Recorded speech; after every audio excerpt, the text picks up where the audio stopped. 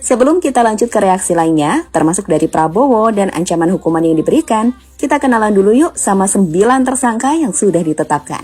Pertama ada Rifa Siahaan atau RS. Dia adalah Direktur Utama PT Pertamina Patraniaga, dengan peran untuk mengatur penurunan produksi kilang dan blending Pertalite jadi Pertamax KW. Kemudian ada Sani Dinar Saifuddin atau SDS, Direktur Feedstock and Product Optimization PT Kilang Pertamina Internasional, di mana di sini ia berperan untuk menekan produksi kilang dan setujui impor mahal.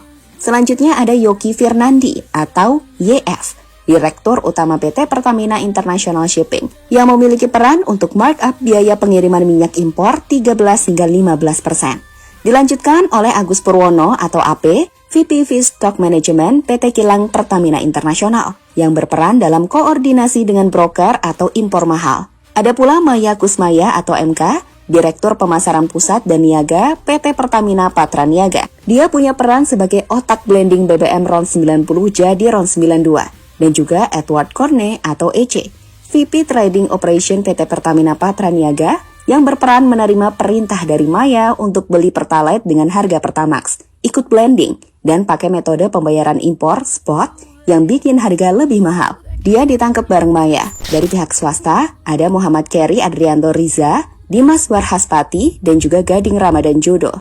7 tersangka pertama yakni Rifa, Sani, Yoki, Agus, Kerry, Dimas, Gading, ditetapkan pada 24 Februari 2025. Diumumin malam hari di konferensi pers Kejagung. Dengan 2 tersangka baru yakni Maya dan Edward, ditangkap pada 26 Februari 2025 setelah dijemput paksa karena mangkir dari panggilan. Mereka langsung ditahan di Rutan Salemba.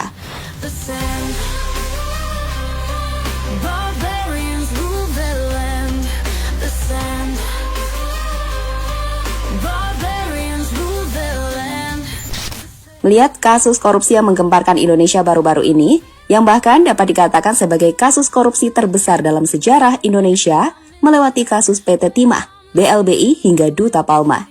Banyak wartawan pun langsung coba bertanya kepada Presiden Indonesia, Pak Prabowo. Di mana pada tanggal 26 Februari 2025, pas Pak Prabowo lagi meresmikan Bank Emas Pegadaian dan Bank Syariah Indonesia di The Gate Tower, Jakarta, menjawab dengan nada yang kalem tapi tegas, bahwa semua lagi diurus, ya, dan kami akan bersihkan dan tegakkan. Kami akan membela kepentingan rakyat. Lagi diurus semua, oke. Menteri Desa gimana Pak? Menteri Desa? Bersihkan, kita tegakkan, kita akan pokoknya membela kepentingan rakyat. Di situ Prabowo emang nggak kasih penjelasan detail, tapi kata-katanya udah cukup bikin kesan. Dia nggak main-main sama kasus ini. Sebagai penutup, moga-moga doa pemuda ini terkabulkan ya, saat mengatakan, moga para koruptor dimiskinkan sampai 7 turunan. Engkau ambil ya Allah, engkau miskinin semiskin-miskinnya orang miskin yang pernah ada di Indonesia ya Allah.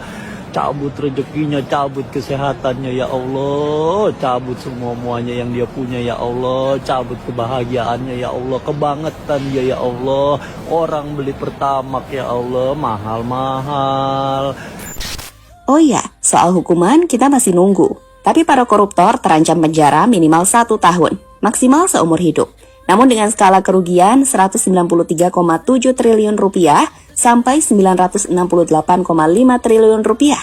Kemungkinan hakim bakal kasih hukuman berat, bisa 15 sampai 20 tahun, atau bahkan seumur hidup. Kalau adil ya, hukuman mati juga bisa jadi opsi, karena teorinya mungkin kalau kasus ini dikategorikan luar biasa, tapi praktiknya di Indonesia jarang banget koruptor kena hukuman mati. Sita aset juga bakal jadi hukuman yang paling ditunggu publik, kalau bisa sampai keluarga-keluarganya deh. Kejagung udah bilang bakal telusuri aliran dana. Jadi aset pribadi mereka, rumah, mobil, rekening, bisa disita buat ganti rugi.